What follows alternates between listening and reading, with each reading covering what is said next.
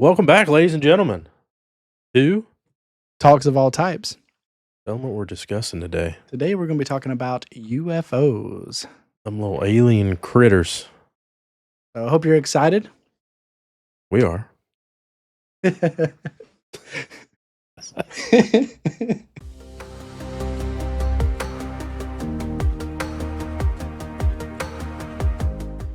Welcome, ladies and gentlemen, to the first official episode of. Talks of all types. For today's episode, we're going to be diving into UFOs, UAPs, and aliens. Mm. We're going to talk about what we know, what we think we know, and what remains unexplained. So, this podcast is going to be for audiences that are well versed in the UFO, UAP arena, and for people who have no idea, they never heard of it before. I feel like UFOs and UAPs right now is just being thrust into the mainstream. So some people who don't know anything about it are probably hearing about it for the first time with the government releases and Yes. movies. We got Bob Lazar's movie. We got that other movie. What's it called? About what is it? I don't know what. Not exposure. What is it? I don't know. Okay, moving on. Yeah. So let's talk about why did we shift from UFOs to UAP? Good question. Yep. Because that was done by the government here recently. There's some theories on why they made the change. One is to, if you have a big set of data, and then you randomly change the name of the data halfway through, it gets real difficult to find the old data. Right? Yeah. So that's the theory, is they're trying to cover up stuff, make it harder to find. Yeah, And then so the other theory is a lot of these craft, these unexplained phenomena, are not just in the air. So UFO stands for, unidentified flying object, of course. and then UAP is unidentified aerial phenomena. So what's taking place is a lot of these craft are being seen and coming from the water, from the oceans. So UFO didn't really apply anymore. It could just be, that might be why they changed it. Yeah. So whenever I think about the reason for the change, one of the things I think about is, like you said, they kind of cover it up a little bit. We make a change halfway through or however far through, and then suddenly now it's, people sooner or later move away from that word. In order to find that older content, you would have to know that terminology. So to be able to get back to it, you would need to know about it. And I think that's one of the ways they were able to get a skirt around it. Now, they say it applies more to what you're seeing, because before it used to be unidentified flying object, which said, oh, it's something that flies. So that doesn't always apply, right? Sometimes it's hovering, sometimes it's following, sometimes it's rising. And so they got into that. They also think it's more detailed because, like you mentioned, coming out of the water. Right. Some of these things have been seen coming out of the water or hovering around the water, and they start going, well, that's just some form of phenomena. So that's kind of where they're going with that a little bit too. Yeah. And let's talk about, what has the U.S. government officially admitted? You have any ideas on that? What have they officially admitted to? Yeah. What's official when it comes to the UFO UAP situation? What's on paper as real from the government? They've released a few things. I think they did the first time, was it like 3 videos they put out, something like that. But the biggest one, 2004, they had the Tic Tac UFO. That one was one that the government was filming with military cameras and whatnot. That was a big deal. Yeah, the Tic Tac was huge. It was all over like social media. People were testifying in front of Congress about it. But basically what I found, what's been confirmed by the government, is military pilots have recorded objects they cannot identify. So we have unidentified objects on camera recorded. The Pentagon has also operated multiple UFO UAP investigation programs. So those are officially been put into the public. They're not classified. There are multiple programs that are, the sole purpose is investigating UFO/UAPs. Right. And then we have UAPs have been observed near military installations. We'll go deeper into this later, but there's a lot of activity around military bases, and those instances are in the public domain. And then Congress has held public hearings, which a lot of people have seen. People testifying in front of Congress about what they saw, including military personnel, private pilots, and so on. Yep. And then NASA also established a UAP research program, basically. But what's not confirmed, the government has not officially said that we've been visited by aliens. No. Which is strange because they've officially released videos of things that they say are not ours. They're not a foreign government. Yeah, they're not of this world, so that's weird. And then they have not officially confirmed reverse engineering alien technology. But I think recently some of the news channels have put out some things, but it was more of the opinion pieces. So they were talking about different types of aliens, but it's the well-known alien types that we all are familiar with: the Anunnaki, the Greys, the with the reptilians and the Nords, the Nordics. Is that what it is? Nordics, Anunnaki, yeah. Like you grouping those? I group them. Okay, interesting, very interesting. Yeah. I've always thought of the Anunnaki and the Nordics being completely separate, but we'll dive deeper into that. Yeah. Let's start at the beginning. The most famous UFO, UAP situation goes back to 1947. Are you familiar with this? Oh, Roswell? Oh, Roswell. Oh, Roswell. Right? So, Roswell was... Where did Roswell take place? New Mexico? New Mexico, that's right. There we go. Yeah, okay. Yeah. So this is a big tourist location now. You can go visit. Yes. But big. The theory is it was a crashed alien spaceship with possible bodies recovered. Yep. So the government has done a massive cover up on this. There was articles posted in newspapers about an alien spaceship crashing and all this, but all of it's become classified. None of this is still public. Like the Roswell incident, there's been documents that have been released that it talks about Roswell, but nothing like laying out, this is the UFO or the craft that we recovered from Roswell. Here's the bodies that we recovered from Roswell. Here's the crater. Here's where this took place, but nothing concrete. Yeah, it's pretty wild, like the dynamic of the public in that area. I mean, there's, like I said, there's a huge tourist attraction there. You have businesses and all this stuff being sold, so it's like just accepted there was a UFO crash there. Yep. But it's never been confirmed. So that's kind of crazy, right? Yeah, yeah. Like you have a whole community with generations of people who are like, yeah, UFO crashed here. You know, go take a picture with it. Yeah, but but it's not officially they got confirmed. Diners that are named after it. Right. You know, they got they've built a whole entire market around this incident, and yet nothing confirming that this incident actually took place the way we all perceive it to have taken place. Right. Yeah. What I think is really interesting about that, because you think about the newspaper putting things out and whatnot.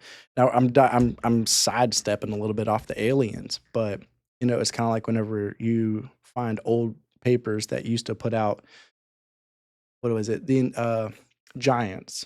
You know, there was a time where you could actually see in the paper, they'd be like, oh, look, we found the bones of a giant, and this person was 8-9 feet tall or whatever. And we found these bones uncovered, and it was like normal, and it was just put out, and it was just people talking about it, and there was pictures. And then one day that all went away. It was all gone. And it's like it never happened. Now they haven't built a whole merch thing off of it, but that's just something I thought was very interesting, is known to have happened at one time, but slowly fades away. And now everybody's like, oh no, that never happened. Yeah. It's pretty crazy. Mm-hmm. That there's something that's so widely accepted and known amongst the public that is still denied. Yeah. let's dive a little bit into the Tic Tac incident. Okay. Um, like it's publicly or most commonly referred to as the Nimitz Tic Tac incident. I believe Nimitz was the name of the aircraft carrier that the Navy pilots took off of. But it was observed by multiple Navy pilots. Mhm. They have clear video captured of the object. It had no visible propulsion. So in the video, it's FLIR, which is, if you're unfamiliar, it's like an infrared white, heat map. Heat turns white. Everything else is dark. And there's no propulsion, no fire, no exhaust Mhm. identified, which should clearly show up on a FLIR camera. Right. So it appears that you just have a solid object that is moving at insane speeds, Mhm. insane acceleration, deacceleration, turns at 90 Turns. Yep. degrees. That would, like, most people don't comprehend the level of G-force Right. that would be put on your body at these extreme speeds and turns. You would literally die. You would be turned into a pile of mush. Yep. Mush against a wall. Yeah. So, and it's estimated that the object was about 40 feet diameter, Mhm. and it made instant directional changes. So not, you know, slow change. We're talking just instantaneous at high speeds, changing direction. Yeah. It was booking.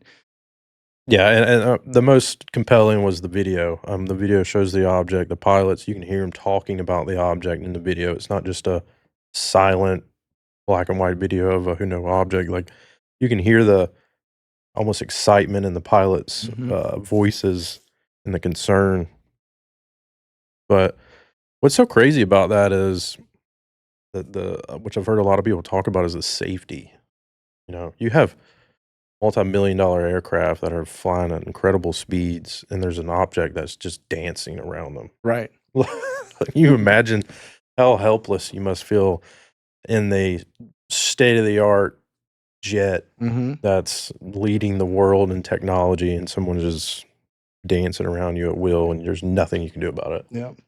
Like, Child's play to them. yeah, Just doot, doot, doot, doot. Just doing their thing. yeah, that would probably make me want to go land and just go to bed. Right. I'm done. I'm Yeah. done. Like, you went from alpha predator, apex predator to, a roach on the Mhm. floor Yeah. instantly, which is nuts. But speaking of military, let's dive into the military bases, specifically nuclear military bases, and these Mm. sightings. Okay.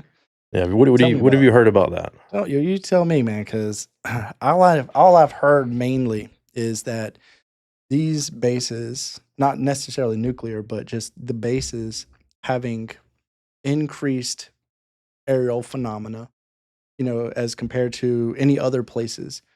I think you can pull up maps that show you reportings around the nation, or you can really do it around the world, but there's a lot of stuff seen around America, interestingly. And you can pull these things up and it'll show you like hot spots. And when you look at these hot spots, that's the kind of stuff he's talking about. It's like it's really focused on certain locations, many times military bases. And then when you start looking at military bases, specifically nuclear type military bases. Yeah. Yeah, yeah, Yeah.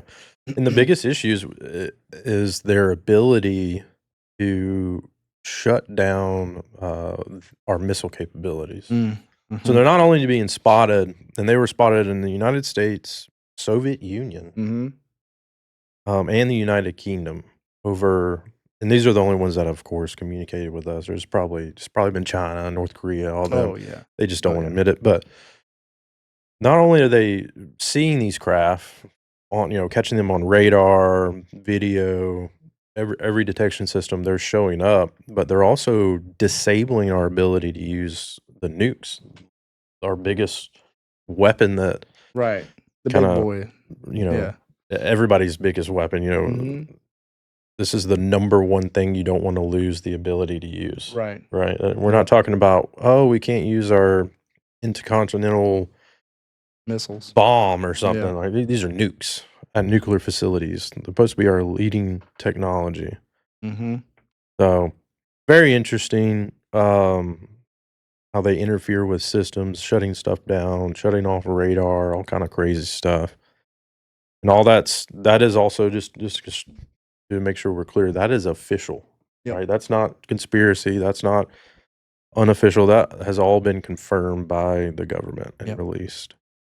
As to Alright, why, we don't know. right, we Like, don't know why. we don't know what they're doing. We Yeah, don't know what's happening, but it is something to worry about a little bit. If something from somewhere else unknown, we're not sure about it, comes hovering around really important places like that, you start to question what their motive is and what they're doing. right. Yeah. Alright, let's dive into the different we're gonna just backpedal to the different types of aliens again. Oh, Yeah, let's get involved on that. okay. So like you mentioned earlier, there are 4 main categories, Mhm, mhm. and those are the grays. Yep, really most popular probably. Yep, most popular is the grays. That's like I think everybody's mental image of an alien, Alien. right? Yep. The short, gray-bodied, Big head, big big eyes. head, big eyes, large black eyes, small little body, long Right, arms. They don't have like a gender. right, They're right. just Some have mentioned maybe that that's a suit to be able to yeah, breathe. which would make sense, Yeah, honestly. Next type is the Nordics, yeah, which is interesting. yeah. They actually appear human, Mhm. blonde haired, Blue eye. and they're uh, with reports of being benevolent. Yeah. So not really enemies, maybe friends, not really sure. Mhm. But it's kind of interesting that there's an possible alien race that if it was standing next to you and on the sidewalk, you wouldn't know. Right. That's kind of weird. What's really interesting is, like, so let's what if this, right? What if that's happening? These aliens that we call aliens just because they're not from here, but basically have all our features, all of everything about us exists with them. And then they come and live amongst us, and we're completely oblivious to it, essentially. But they know they're aliens, so it's like it's really interesting to do the whole thing of what are they doing here? What's their purpose? If they've never done anything, where are they going where they fit in? I mean, if they're, white skinned, blonde hair, blue eyed, or whatever, where are they going to go? Probably more to like a European country or, America, maybe something like that. Right. I mean, it wouldn't make sense for them to go anywhere in Africa, Middle East, or Asia, or anything like that. So, I mean, that'd be the only places they'd really fit in, but what's the reason? What's the reason I'm hanging out? They're just like, oh, we ran out of resources where we were, so we came here to live, and we found out we liked hamburgers and TV, you know? Right. Yeah, What's if they going on? eat, I don't know. I don't know if they eat. Who knows? But that one's interesting, especially with like the Vikings and like Mm, all that being has such a big, not cult following, but mythology mm, and it's very established that there were Vikings with supernatural abilities or powers. And that's been discussed and passed down from generation to generation. Like, what if those gods that are being described were actually just Nordic aliens? yeah, yep. Just Well, that's been crazy. around since who knows when. And then, when you start talking about that, that always takes me to the old school paintings Oh, yeah. where you find UFOs in paintings. Yeah. You got a painting of Jesus, and then you look in the background, there's a flying saucer, in the air Right. shooting beams down. 2,000 years ago, or 1,000 years ago, whenever the painting was. You got this, and it's not just that one. It's multiple, and it makes you wonder like how much was going on. At one point, they were describing these paintings, and they were saying that when they were talking to the people in a town or whatever, interviewing them, they said they heard what sounded like a war outside, and there was multiple flying objects in the air. Was there some type of war happening between different races of aliens or Right. something. Right. So it gets really interesting when you Yeah, start yeah, looking yeah. into it. So next type of alien we have is, I think my personal favorite is the Oh, reptilians. Yeah, so they're yeah. supposed to be human-like, except for their skin is like, scale kinda like if you could picture a alligator Mm, as a human, like an upright standing alligator, because their right. head's like a reptile, Yeah. their arms are like human length and function like a human, but they're like alligator claws, basically, Mhm. like reptile hands. And then they have legs like ours, and then some people describe them as having a tail. So it's like a alligator human hybrid, basically, Right. if you could picture that. Right. That's kind of what I think of. Now, have you heard anything about where they reside on Earth? So there's theories, and this is, of course, not confirmed. This is in the rabbit hole area, but there's theories that these people currently and maybe for thousands of years have lived inside the earth. Yes. Yep. Underground. Supposedly in societies underground. Which venturing off into another little segue here is whenever people were digging underground, they would run into tunnels.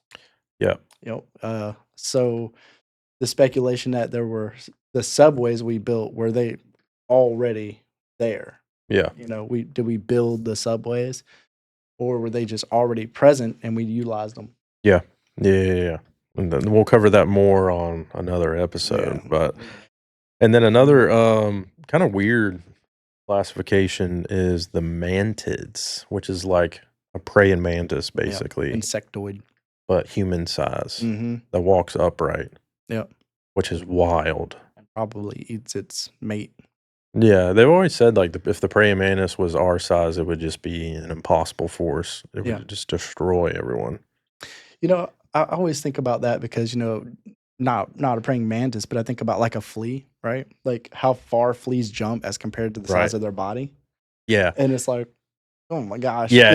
In general, insects, if you were to compare them like, you know, scale wise to us, they're Mm, all gods. yes. Like, Yeah. like Ants, right? yeah, They're like picking ants. up a huge If you made crumb. an ant the size of a human, I think they can carry like a 12-story building on their Yeah. back or something Yeah. stupid. Like Yeah. It's that's crazy. crazy. So there's no telling what kind of abilities these mantids would have, like how strong they would be, how fast they would be. They could jump a mile in one Right. leap. Like who knows? Yeah. That's I, crazy. I go down this other thing whenever I think about that kind of stuff with aliens is like the size of the planet they come from, the gravitational pull of that planet, if gravity exists, whatever. And and so you got these things to think about, and it makes you wonder, just like how much stronger would they be? How much higher could they jump? Because if they've been walking around at some on a planet that's 1,000 times our gravity, their strength must be Right. insane. Yeah. Yeah. Well, Think about Goku taking off his clothes, his weighted clothes, right? yeah, Piccolo too. And pick So okay, okay. let's go. Next one is the tall whites, and this is probably like the most mysterious of all of them Mm, because it's no one really has. There's a ton of uh, abduction stories, and they all seem to sound extremely similar, but they're taken from thousands of miles apart from people who've never met. Sometimes people who don't even have access to the internet, and all these stories are the same. But the tall whites are only really associated with the military base stories. mm, So they're the ones like there's stories where they walk up to the gates of a military base, these nuclear facilities after they've shut down everything. mhm, And then but of course we don't know what they talk about, right. but then they leave. There's no like abduction stories with the tall whites. There's abduction stories with the most popular, the Greys, the Yeah, reptilians, I don't really know about the Nordics or the mantids either, but there's no real human interaction with the mhm. tall whites except for at these military base incidents, which is very interesting. So is there anything else that stands out about the tall whites that you can think of? What, their eyes? What is it? What is it? I don't know. What is it? Um, What you got going on with the eyes? I heard that they have like black type eyes. Oh, wow. Yeah, Didn't know that. yeah. Sometimes, which this is one of the reasons that I wonder if the theories that they walk around in some type of suit that we think is skin, but they've just got a more modern, not modern, but some type of technology that kind of puts them in that category of their suit looks like skin, or you Yeah. know it Yeah. looks similar to them, because some say dark eyes, some say don't have dark eyes. It just makes you wonder, is that just some kind of eye covering that protects their eyes from the sun or whatever? Right. I don't know. It's just something to think about. But yeah, they come up, they communicate. Um, I've also heard that they've interacted with people. Um, there's a video of one. Really? Mhm. There's a video of one, and I don't. I say this. I don't know if it's really one, of course, Right. but it was a woman in a shop, I believe, or she was some type of behind some type of counter, and he walks in and he was wearing a suit, and everybody kind of associates him with MIB because he kind Mm. of came off it because he's wearing like a black suit or something. Mhm. And he comes in and he's talking to her, but she interviewed about that and was like, it was really weird and Huh. scary. Yeah, That's cool. Yeah, I don't hear a lot of interactions with them, so that's I gotta find that video. yeah, yeah. So let's go into another topic. This kind of goes into the science realm for the nerds, but are you familiar with the Fermi paradox? Oh no, tell me about it. So with the Fermi paradox, it pretty much says like the term, you know, where is everyone, right? Hmm. Because if you take into account all the possible suns, right? Mm. The infinite, basically, number of possible planets that can host advanced life. Like our planet is one of the younger planets, so they say. I think we're at like 500 billion, something like that. Yeah, something Something crazy, some impossible billions, number to comprehend, but on billions. the scale of the universe, we're very young. Hmm. So the Fermi paradox basically says, where is everyone, right? With infinite number of possible planets to develop advanced life, we should be looking up into this night sky and just seeing like UFO after UFO after UFO flying by. Right. Like, so there's a couple different explanations for where everyone is. One is that advanced life like ours is extremely rare. And we Hmm. find that looking at other planets, like even with our own solar system, there's no planet in our solar system that has a life at all, not even Right. advanced life. Hmm. And then you can kind of widen your gaze. So you could say it's just very rare, and the, there is advanced life possibly. They just don't have the ability to travel, because that's one thing that I want to dive into is the space travel is wild. Yeah. Like the ability to travel long distances through the cosmos is a very interesting topic, but we'll Hmm. get more on that I momentarily. have a lot to say about that. Yeah. So let's jump. We're talking about the Fermi paradox, and one theory that I have, which we can go deeper on this in a moment, but I think we have a big misconception on like scale. And you kind of alluded Yeah. to this, talking about the different species and the size of the planets they come from, the gravitational force. There's a great book, Ringmakers of Saturn. Yep. So that's a good, love that book. It's really eye opening. Like when I read that, I had a very basic, pretty much what most people, UFOs or spacecraft that carry aliens that are probably similar in size to us, blah blah blah blah blah. But this book is from a scientist. Got the name? Nope. It's Burgum. I can't remember I don't want to misquote his first name. I think it's Nick. Let me double check. But go ahead. So Go into it while I basically, pull it up. Nick, maybe he uh he was working at NASA, and he was looking at Saturn, and as we're all familiar, Saturn has many rings. and he was kind of watching some things happening around Saturn. You get his name? Yeah. So it's Norman Bergum. Oh, Bergun, Bergun. Bergun. Norman Bergun. Go ahead, tell us about Mr. Bergun. Bergrun. Yeah, I'm just gonna mispronounce that, so we'll This move on. guy. Basically, what's so fascinating about that book is he's using the Cassini, satellite that did a deep it was one of our deep space not deep space, but one of our satellites that we sent out the furthest, right? And, I mean, we sent this satellite out years and years ago.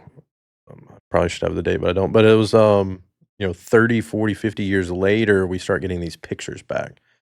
And what Cassini did is it went by a bunch of stuff, like, it went by a bunch of planets, Saturn, and then it came back, I believe, or there's 2 different Cassini missions. Either way, he had pictures from official NASA photographs of Saturn and Saturn's rings from the satellite Cassini or Cassini 2, whichever it is, as it passes. And then he took those pictures and compared them to the pictures of the second time that we went by, years and years later. And what he saw was these anomalies in Saturn's rings. And just so we can set the stage on scale, Mm, Saturn is monstrously larger than us yeah. as far as Earth. I think the number is 12.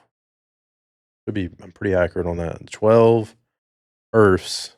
Like, you imagine a ball and a ball. These are Earths lined up side by side across the center of Saturn. So we're talking hundreds of Earths if you were to fill the whole planet with Earths. That is huge. And what he was seeing was these anomalies in the rings. Like, the rings were essentially repaired in between the 2 missions and the 2 sets of photographs that he had. And he was identifying these what appeared to be exhaust or um, propulsion coming off of these craft that are in the rings, actively repairing the rings, Right. which is insane to think about. First off, like, why would Saturn need its rings repaired? Yeah. And then what's the craziest thing about it is I'll let you dive into is the size of Yeah. these That's objects. right.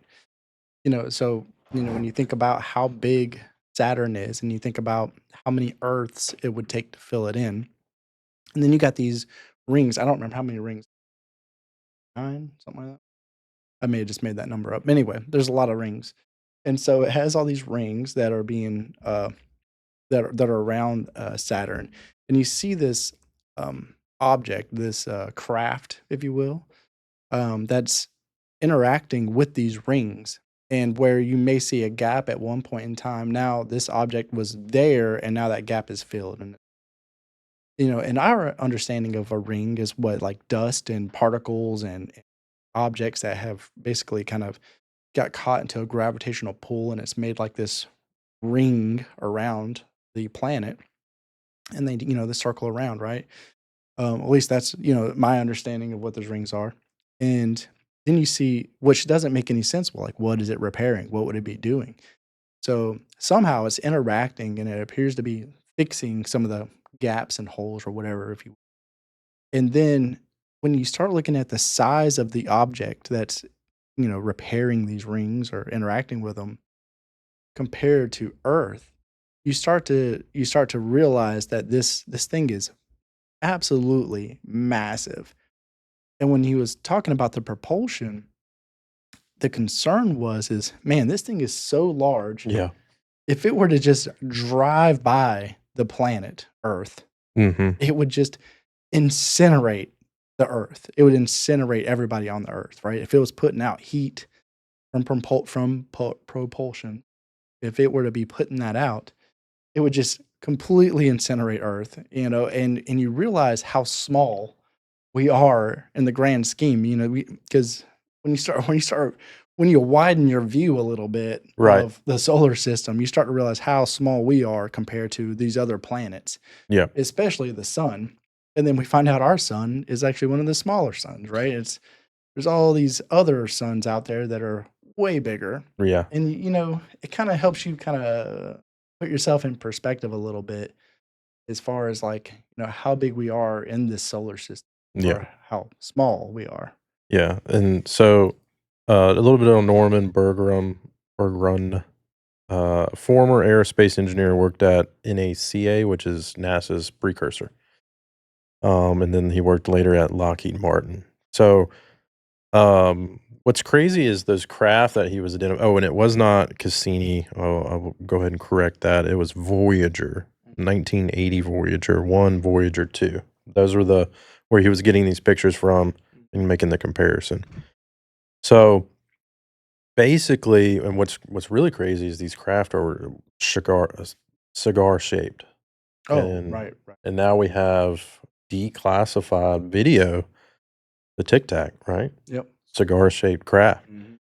But yeah, I think what the biggest eye opening thing is when I was reading that, it just shocked me, and it really like opened my eyes to how pinhole, looking viewpoint I had on UFOs because the sheer size of these craft were thousands of miles long. Yes. Like we're talking about a craft that if it came into the atmosphere, like you looked up and you saw it come into the atmosphere, it would be a catastrophic event. Right. Like the world would end Yeah. just from the craft entering our space, like Yeah. coming near our space. It would be like a massive comet hitting the earth. Like it would be so devastating. Whenever you talk about that, yeah, we're thinking about the object itself.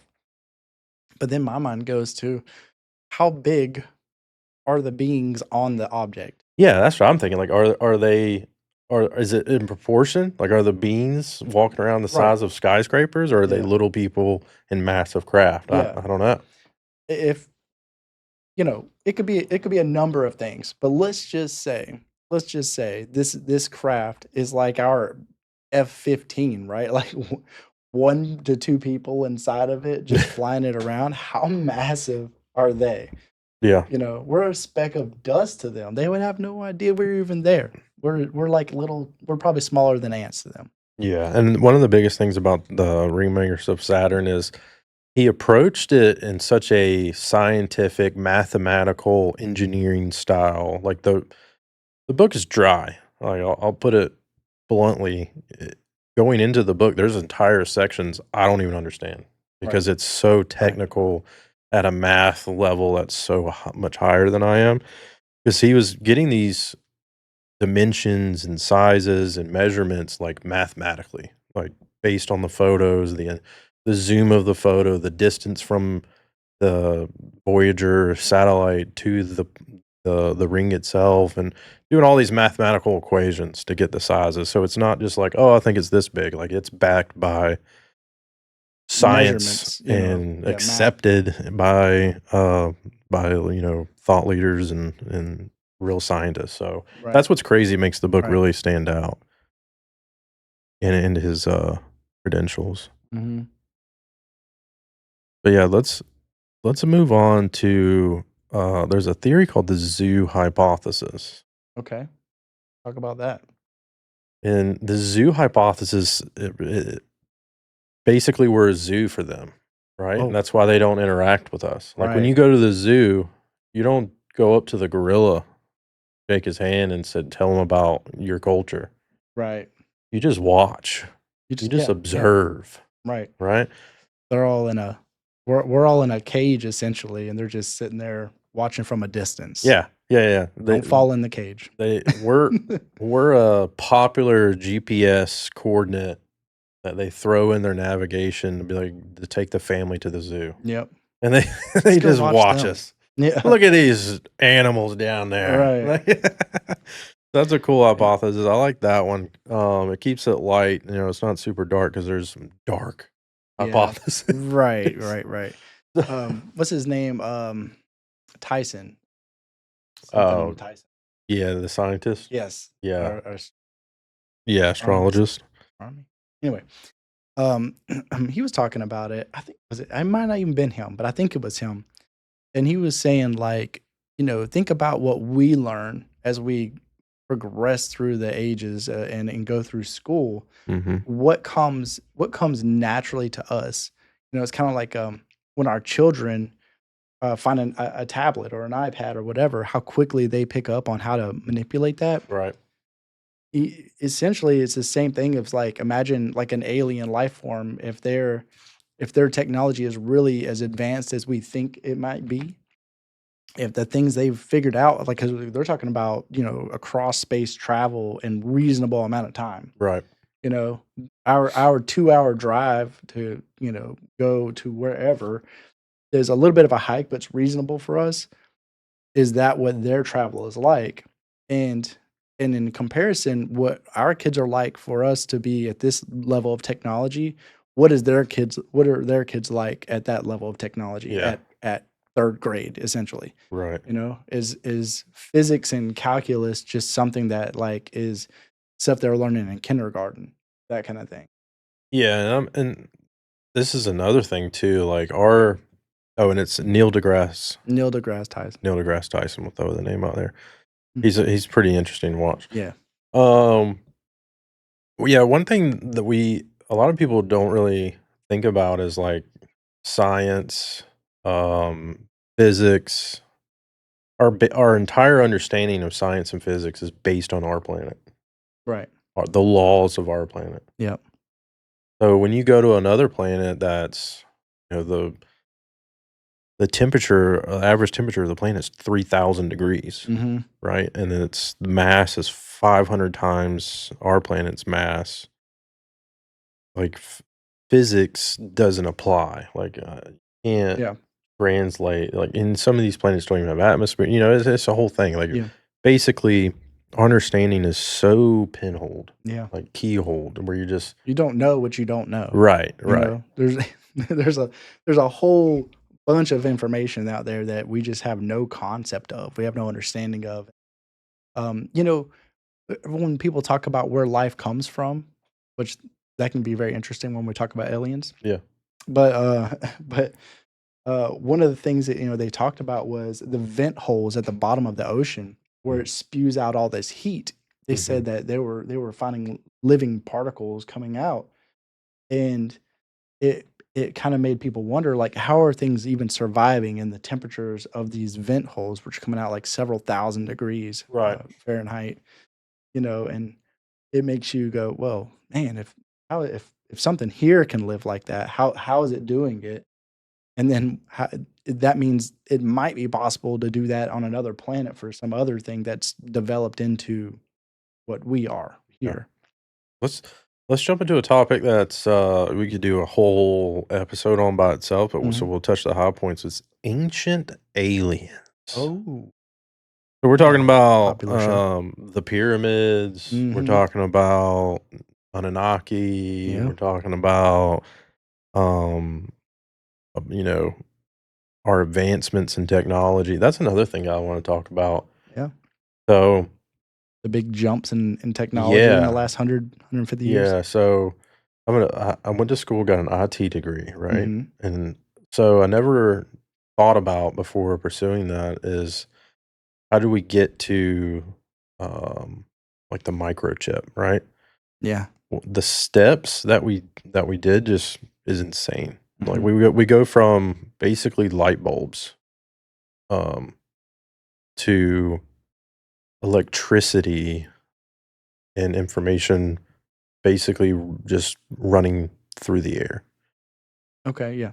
Right. So we go from an analog light bulb on and off, for information to now you have a vacuum inside of a tube with information just flowing.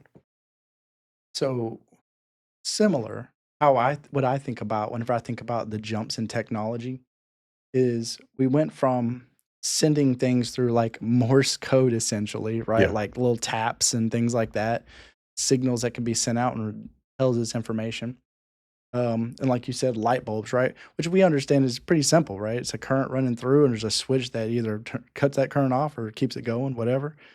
Um, but you had that, and then just a short time later, very short, we had something called facsimile, Mm. which blew my mind. Tell me about it. I when I still think about it, I barely can understand the concepts. But essentially, you're sending information in a way where not wired together information, sending it to another location, and they get the picture. You know what I'm saying? You send a picture of your dog 100 Mhm. miles away or more to somebody else who's not directly connected to you, and they get the picture of the dog, and I'm just sitting here like, "Man, how did we figure that out?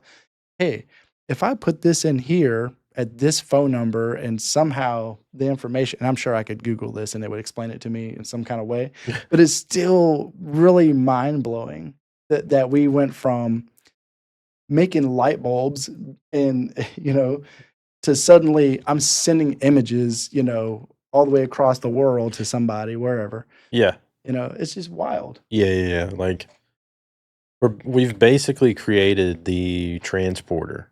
Mhm. We're just transporting information, and that information has gotten more sophisticated and larger in Yeah. size at a crazy rate. Yeah.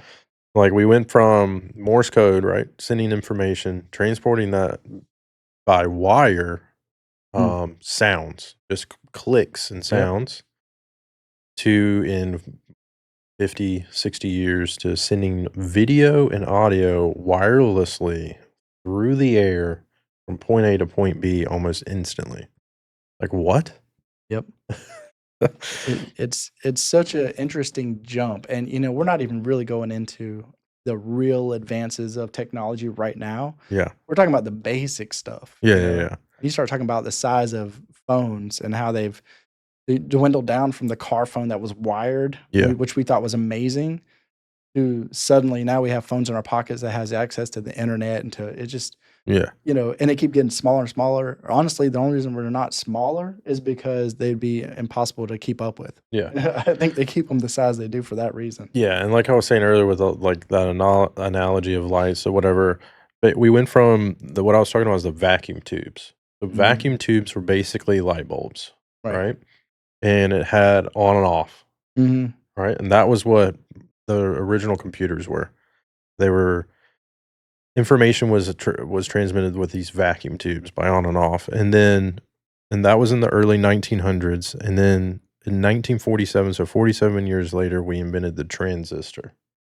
Okay.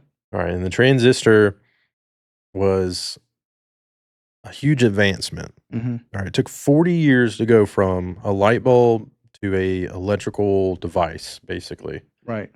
that can be controlled, multiple of them controlled independently, electronically, so that was a huge jump, right? Mhm. So that was 1947, and then we went from 47 to the 70s, which is less than 40 years, like 35 years, maybe less, to full-on microprocessors.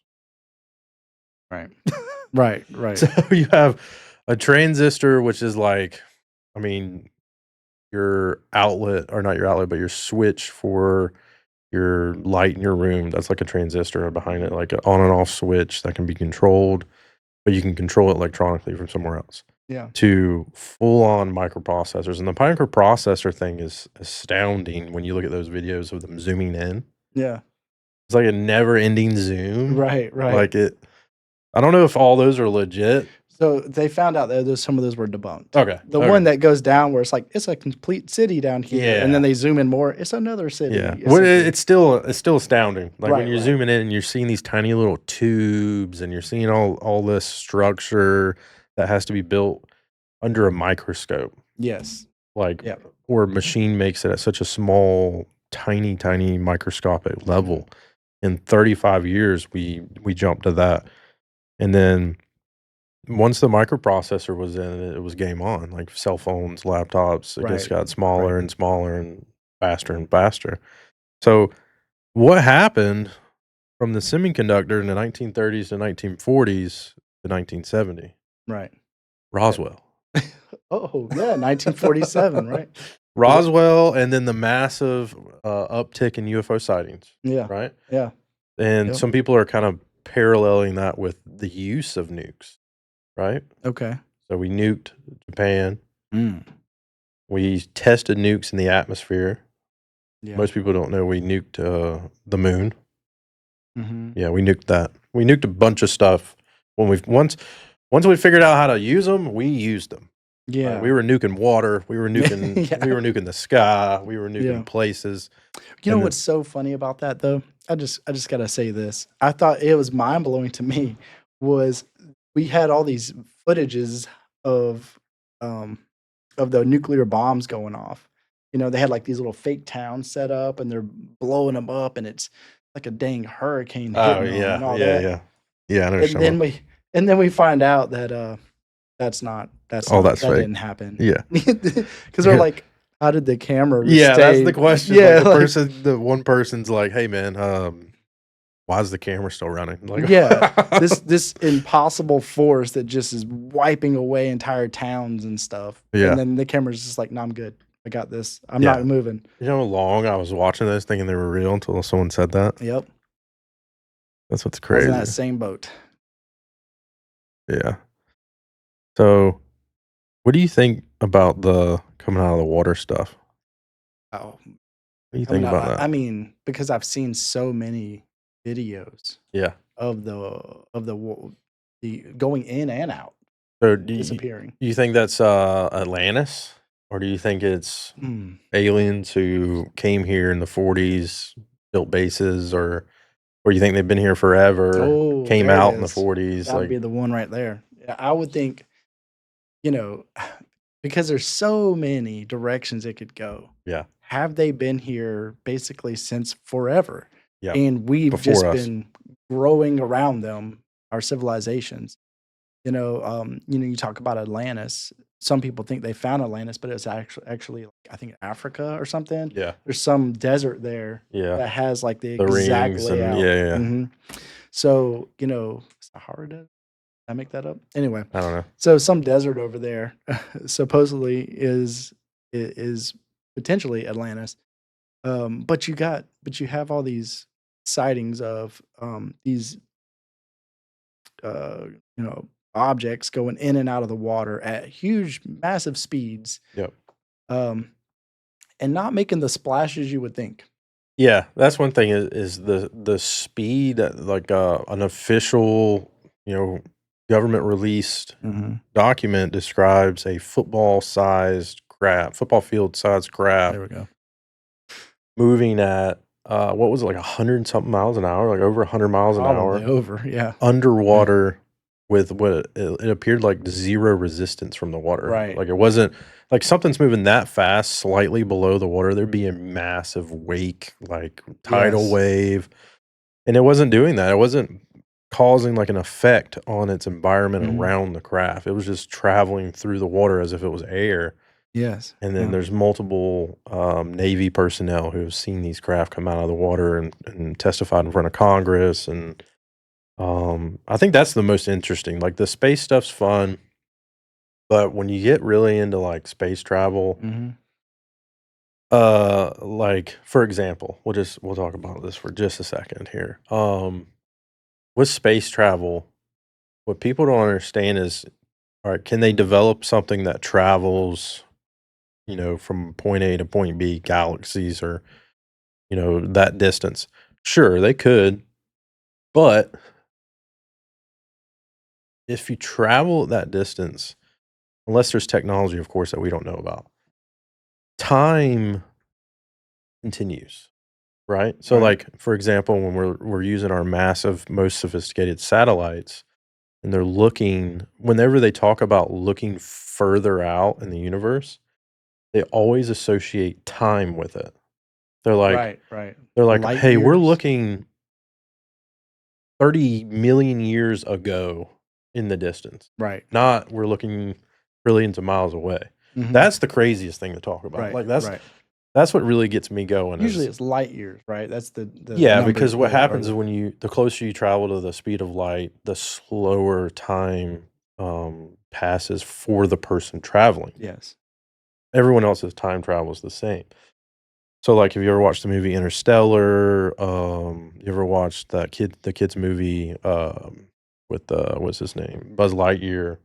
Oh, oh, He travels close to the speed of light, trying to travel at the speed of light, but he doesn't quite get there, and because he doesn't get to the speed of light, he returns and everyone he knew is like 50 years older, Right. but he's the same, Mhm. which is nuts. Yes. So when these astronomers are looking at like the far reaches of the universe, they're they're not just looking at today at the far reaches of the universe. They're looking millions of years in the past. If that makes sense. Right.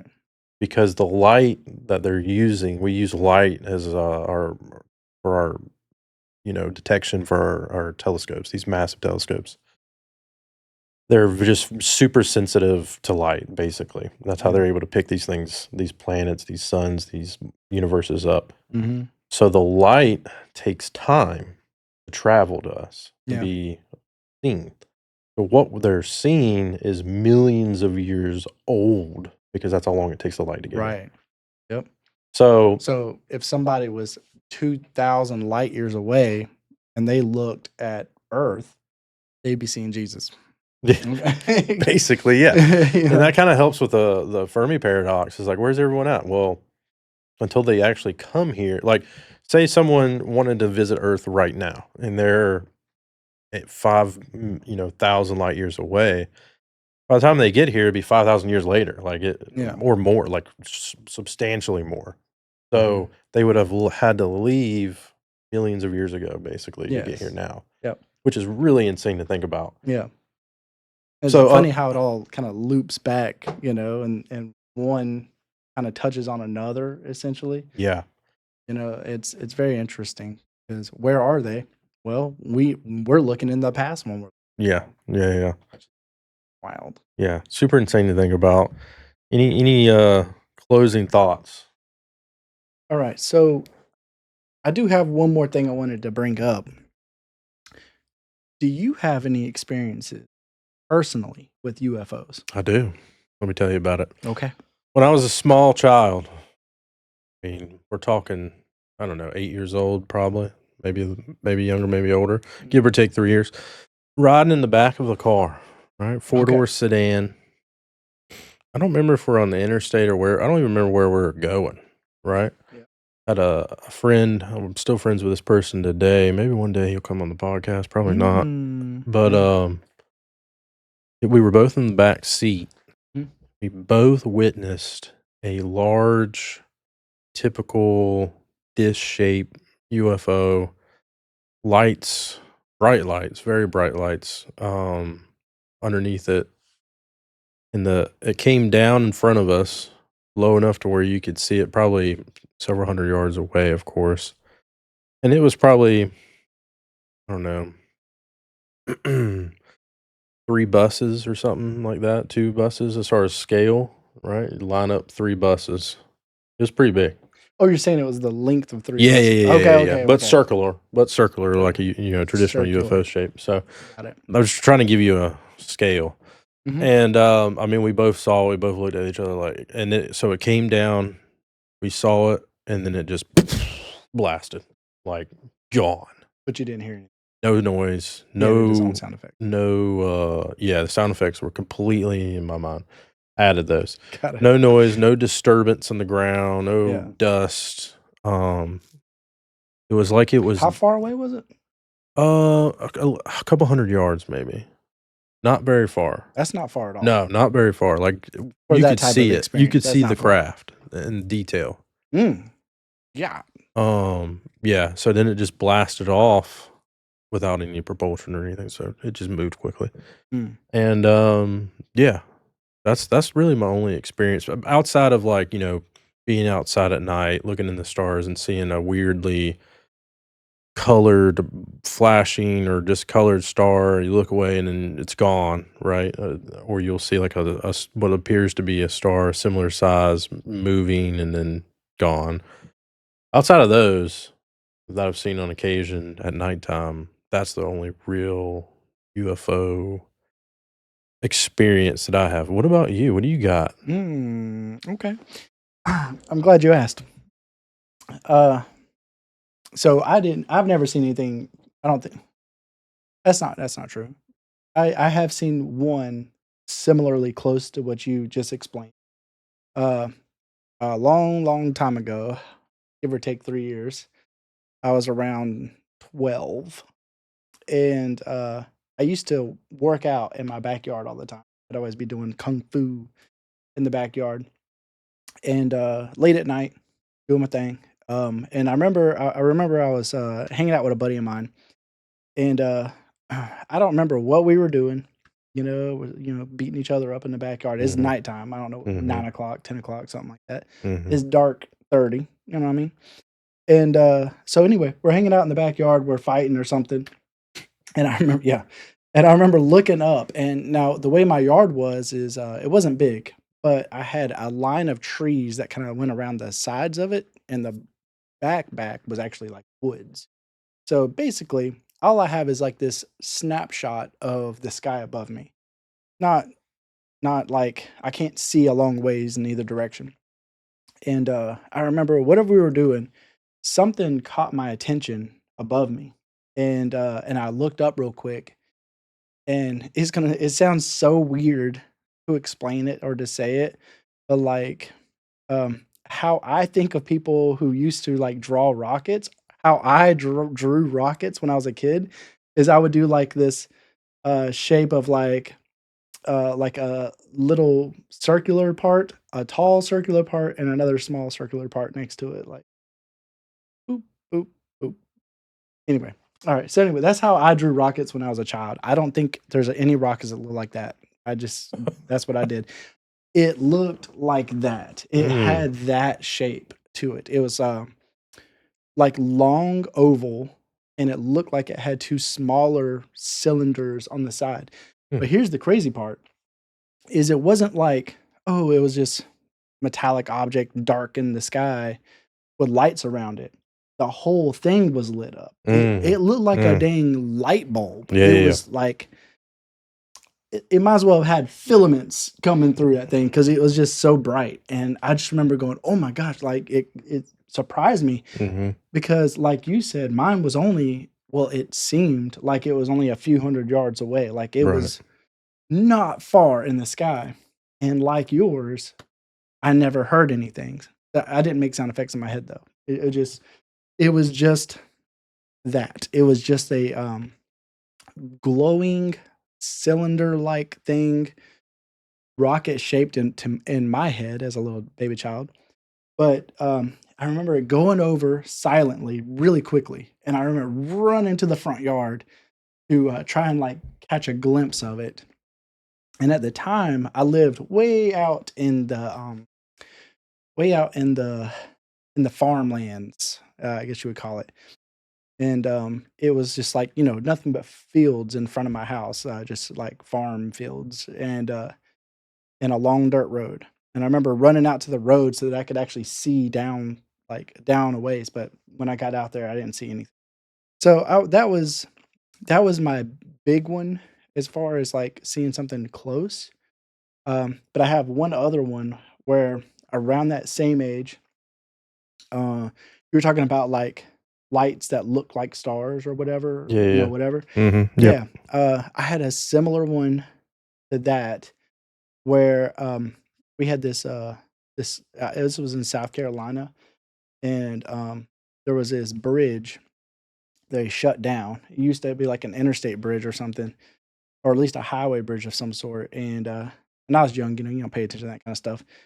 But, I remember they shut it down, so everybody used to fish off of and they Mhm. would go fishing, and I remember my buddy's dad would always wanna go fishing late at night, and, my buddy would always be like, "Can we bring Jeremy?" So, I assume that's how he said it. And then anyway, we went out there and, I'm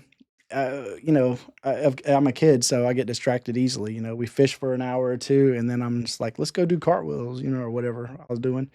And, I just remember hanging out, doing that, and I looked up, and there were literally 3, like, you would have thought they were just stars in the sky, and they were just doing circles and moving all around, and they were chasing each other. Mhm. And I showed my buddy, and we were just like, "Oh my god," and we were trying to get all the adults around to go look, but they Nobody cared wanted to look. they didn't care at Mhm. all.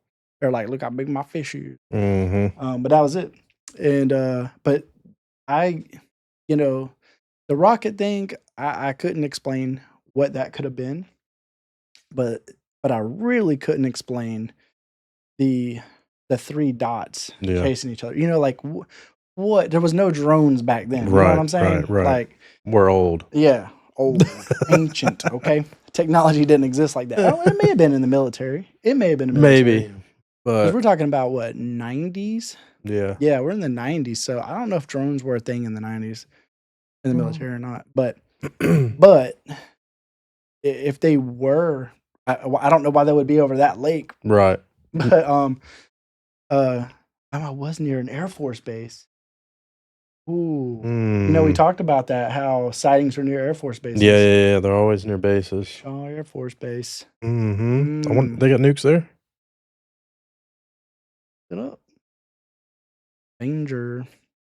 But that is my experiences with the old, UFOs. The glowing rocket, and then the, 3 chasing there's no nukes. No nukes there.